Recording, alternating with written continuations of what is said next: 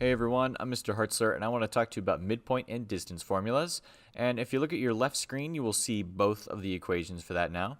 You might want to take and write that down. But this is based on adding x1 and x2, dividing it by 2, and y1 and y2 and dividing it by 2. And the x1 and y1 and all of that we're getting from coordinate points. So we would have a coordinate point x1, comma y1, and we would have a coordinate point x2, comma y2. So we'd have those two coordinate points, either given to you like this, or given to you in maybe a word problem, or they show you a chart. But either way, you're going to take their x's, add them up, and divide by 2. Take the y's, add them up, and divide by 2. Distance formula, similarly, we're running off the same kind of coordinate points, except we are now going to subtract our x's and square them, subtract our y's, square it, add those two things up, then take the square root. And this is where PEMDAS becomes very important. I have to subtract these two things, then square it. Same thing with my y's, then take the square root of all of that all together. So let's go through an example. Midpoint formula, or sorry, find the midpoint of these two things. So start off with a big old parenthesis. I need my x1, which is this 5 here. I need my x2, which is this -4. I'm adding a -4.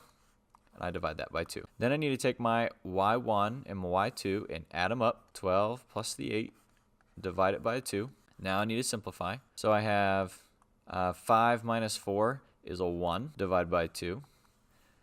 And I have 12 plus 8, that is 20, divided by 2. I'll just write that step out here, showing as many steps as possible.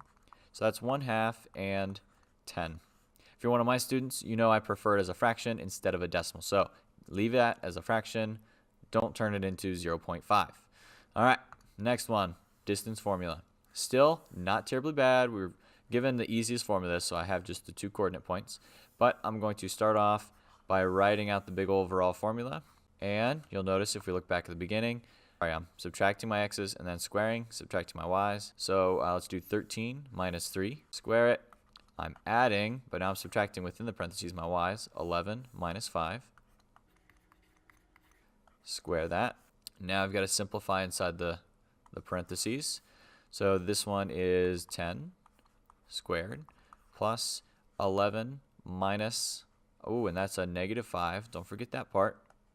Minus a -5, so that's 16 squared. 10 squared, we know that one off the top of our head. That's 100. 16 squared is 256. Add those two things up, and I end up with 356. Now I take the square root of those two things, and I have my final answer of 18.868. That's as hard as this gets. The only thing that we could do to make this slightly more complicated is instead of giving it to you as two nice, neat coordinate points, I could give it to you as a chart.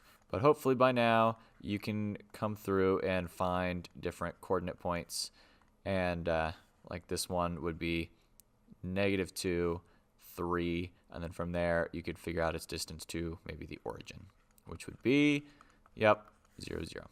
So that would be another example, and that's the only way to make this kind of problem more complicated. Hopefully this was helpful. If it was, please click that like button that is down over here.